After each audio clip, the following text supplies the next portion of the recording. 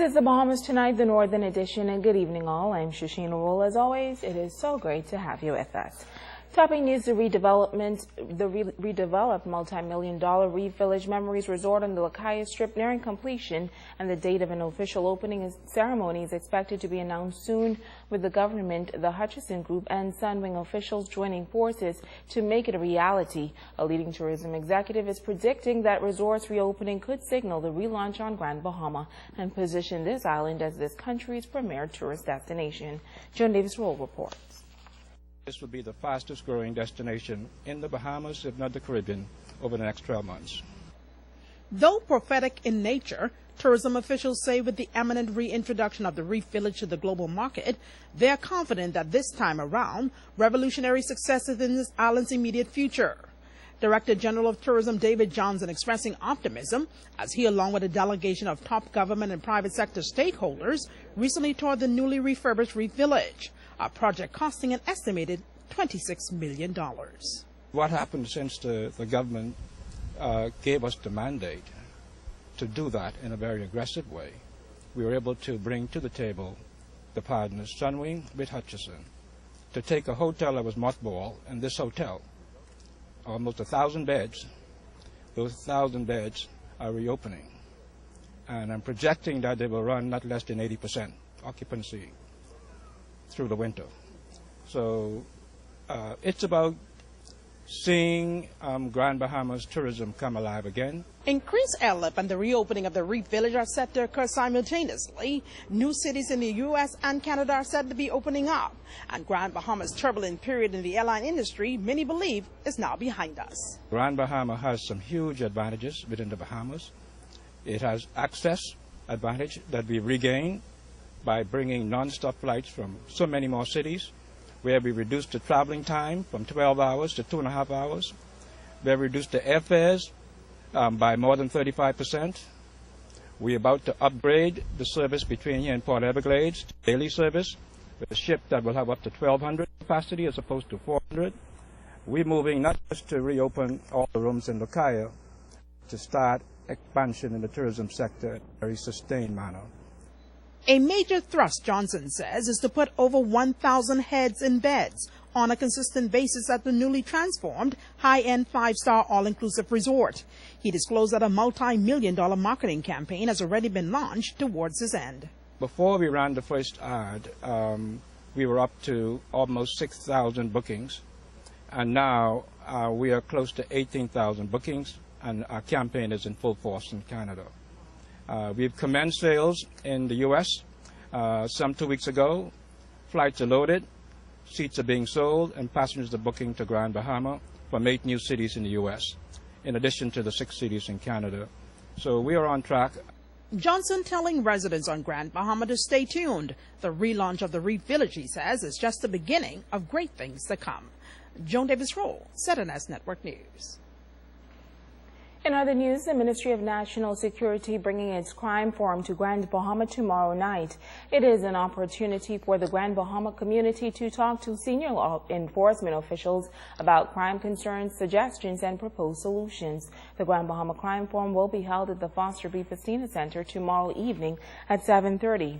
Now, while on the topic of crime, a Bahamian living abroad is giving his take on the issue. The Harvard graduate says crime is a complex issue and a holistic approach must be taken when it comes to the criminal element. Sabrina Brown reports. Psychiatrist and international business consultant Dr. Shawalta Johnson is president of Global Village Group of Companies with offices in Brazil, Ecuador, and New Providence.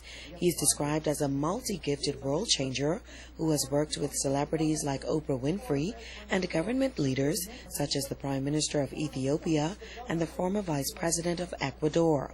Weighing in on the crime problem here in the Bahamas, Dr. Johnson says it must first be made clear what crime is. We have to stop looking at crime as a cause. Crime doesn't cause anything. Crime is an effect. It's just like when you have a cold. The cold is a symptom from something. So most of our talk shows, most of our conversations, most of our press conferences have become superficial.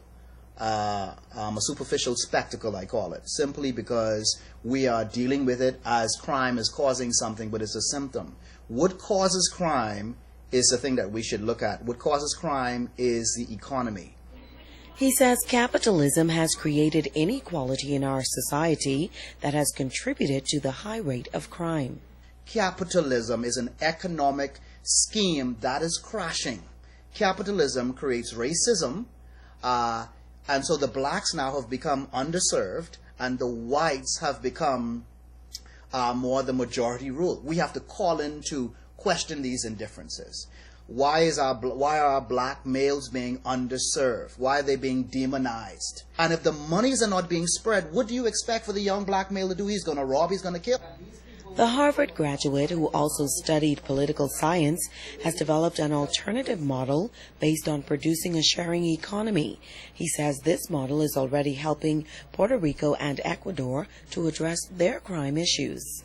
Everything capitalism does, it is to create this border between people, self-interest, individuality. People are not sharing. The competitive model is overrated now. So we have been talking about using my model in Ecuador, and they embraced it, which is the sharing, the collaborative model. The government of the Bahamas is again exploring the issue of capital punishment, but Dr. Johnson doesn't believe that's the answer. Niccolo Machiavelli said, the prince of the state is fair. The young man who is walking around, he's fearful. His girlfriend looks for him to be 7 feet tall because she's afraid. She's fearful. She wants him to supply her with millions of dollars because she has a false sense of security. She is afraid. You see what I'm saying? Hanging them vasculates fear. It accelerates fear. Sabrina Brown, ZNS Network News. Now, tomorrow night, Dr. Johnson will focus on the correlation between empowerment and the eradication of crime and ways Bahamians can take charge of their destiny. And in news from the crime beat, 28-year-old Cotto Smith of Bass Lane in court yesterday before Magistrate Charlton Smith on charges of housebreaking, stealing, and possession of dangerous drugs. On the housebreaking and stealing charge, he pled guilty and was sentenced to 3 years in prison. On the drug charge, he was given 1 year probation and 200 hours of community service, or in default, he will have to pay $1,000 or an additional 3 months in jail. The charges relate to a housebreaking incident in South Bahamia. Several electronic items were stolen, and police tell us that the items have since been recovered.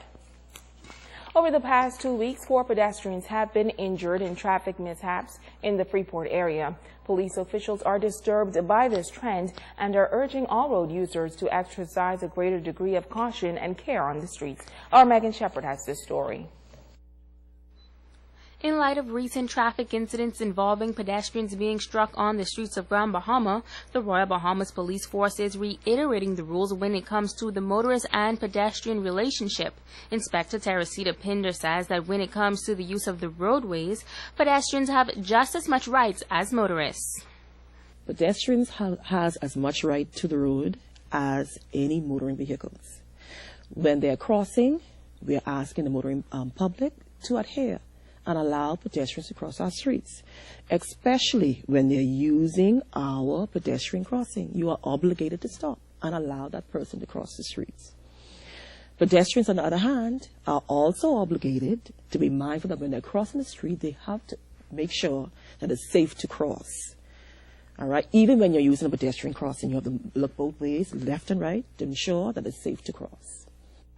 Now, a 9-year-old was struck just recently, and Pinder says it is important for motorists to drive with extreme care and caution during school hours and in school zones. We're advising motoring public to drive with care and attention while on our streets, because there are pedestrians using our streets also, especially children between the hours of 3 and 5 p.m. We're asking the public to drive with care and attention, and we're asking the older persons who are using the streets.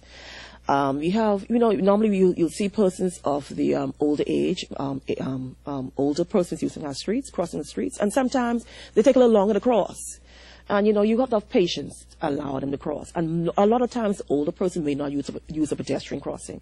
So, have patience, have a little courtesy to allow them to cross.